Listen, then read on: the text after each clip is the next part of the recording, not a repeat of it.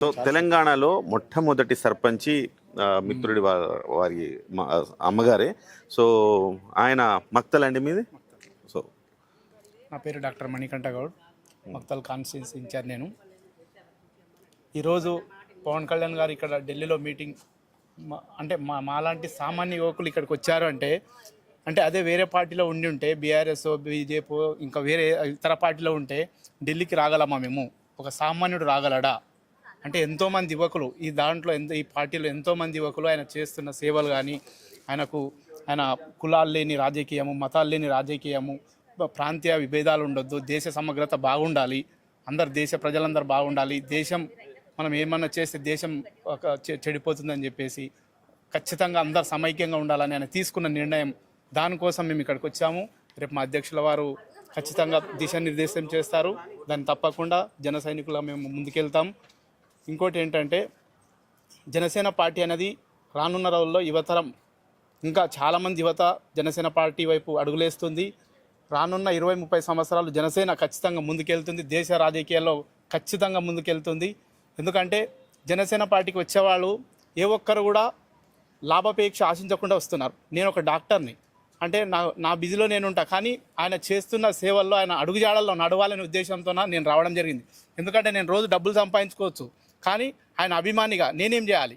ఆయన ఎన్నో కోట్లు సంపాదిస్తున్నా కూడా ఆయన దేశం కోసం వెళ్ళాడు. అంటే ఆయన అభిమానిగా ఉండడం కాదు, ఇప్పటికే 10-15 సంవత్సరాలు నేను ఆయన అభిమానిగా ఉండి వేస్ట్ చేసిన టైం అని చెప్పేసి నేను 3 years అని పార్టీలోకి వచ్చి నేను కూడా ఎంతో కొద్దిగా సేవ చేయాలనే ఉద్దేశంతో జనసేన పార్టీలోకి రావడం జరిగింది.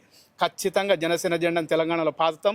ఎవరైతే రాజకీయం జ్ఞానం లేని వాళ్ళు మాట్లాడుతున్నారో, ప్రాంతాల మధ్య చిచ్చు పెడుతున్నారో, కులాల మధ్య చిచ్చు పెడుతున్నారో వాళ్ళందరికీ యువత గట్టి సమాధానం చెప్తుందని తెలియజేస్తున్నాను. జై జనసేన. జై జనసేన. రేపు జరగబోయే ఢిల్లీలో జనసేన గలం దేశవ్యాప్తంగా వినిపించే రోజు రేపు మధ్యాహ్నం ఉంది. మరి రేపు మా నాయకుడు, అధినాయకుడు ఇన్ని రోజులు జనసేన పార్టీ ప్రాంతీయ పార్టీ అనుకునే వాళ్ళందరికీ కూడా ఒక జాతీయ పార్టీ అనే విషయాన్ని రేపు మా నాయకుడు తెలియజేయబోతా ఉన్నాడు. ఇది ముక్త కంఠంగా దేశ ప్రజలందరూ కూడా రేపు వారు ఏ వాయిస్ ఇస్తారో అనే విషయాన్ని అందరు కూడా రేపు చెవులు నిక్కబొట్టుకొని ప్రతి పార్టీ కూడా చూస్తూ ఉంది. అదేవిధంగా తెలంగాణలో మరీ ముఖ్యంగా చూస్తూ ఉన్నది. మొన్నటి రోజున మాకు ఏదైతే మేము సభ అనుకున్నామో ఆ సభకు పర్మిషన్ ఇవ్వకపోవడమే మా జనసేన ఫస్ట్ విజయంగా భావిస్తూ ఉన్నాం మేము. మరి ఆ విజయ దండా మోగించిన విధంగానే మరి ఈరోజు ఇక్కడ కూడా జాతీయ పార్టీని అనౌన్స్ చేస్తూ ఉన్నాం. రాబోయే రోజులలో ప్రతి పార్టీ తెలంగాణలో భయపడే రోజు వచ్చింది. ఆల్రెడీ భయపడుతున్నారు కూడా. భయపడే మాకు పర్మిషన్స్ ఇవ్వలేదు. ఈ నాయకునికి తెలంగాణలో ఎంత ఫ్యాన్ ఫాలోయింగ్ ఉందో మరి పరోక్షంగా ఆ పార్టీల ప్రతి పార్టీకి తెలుసు.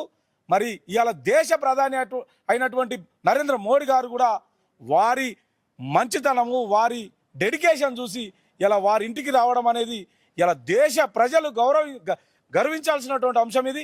అలాగనే మా తెలంగాణలో మాత్రం చాలా పెద్ద ఎత్తున దాని తర్వాత చాలా పెద్ద ఎత్తున ఆదరణ దొరుకుతుందనే విషయాన్ని కూడా నేను తెలియజేస్తా ఉన్నా.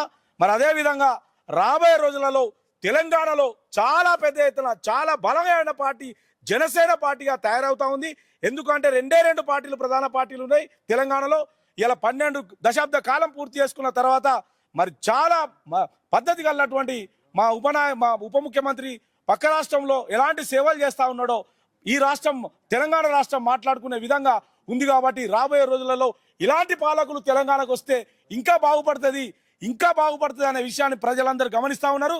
మరి సొంత కుంపటికి సొంత లాభాల కోసం వాళ్ళ సంపాదన ఎజెండాగా పెట్టుకున్నటువంటి పార్టీలకు, మతతత్వ పార్టీలకు చర్మగీతం పాడే రోజు రాబోయే రోజులు వస్తుందని చెప్పి తెలంగాణ ప్రజలందరూ కూడా యువత, మహిళ, చిన్న పిల్లలు అందరికీ ఈ అవకాశం కల్పించే పార్టీ ఇవాళ ప్రతి పార్టీలో వాళ్ళు ఒక్కొక్కరు విస్తరణ పరుచుకున్నారు. ఈ రావద్దు సర్పంచ్ కాంచెలు మొదలు పెడితే అన్ని పదవులకు సంబంధించినటువంటి అంశంలో ప్రతి పార్టీ కార్పొరేట్ వేసుకున్నారు. కానీ ఈ పార్టీ కొత్త నీరుని తీసుకొస్తా ఉంది. యువతకు ప్రాధాన్యం ఇస్తుంది, మహిళలకు ప్రాధాన్యం ఇస్తుంది. జనసేన రాబోయే రోజులలో చాలా పెద్ద కీలక పనిచేస్తుంది. ఈ రోజు కొత్తగా ఓటర్స్ కూడా జనసేన వైపు చూస్తారనే విషయాన్ని ఈ ఢిల్లీలో నడి బొడ్డులో చెప్పదలుచుకున్నాను.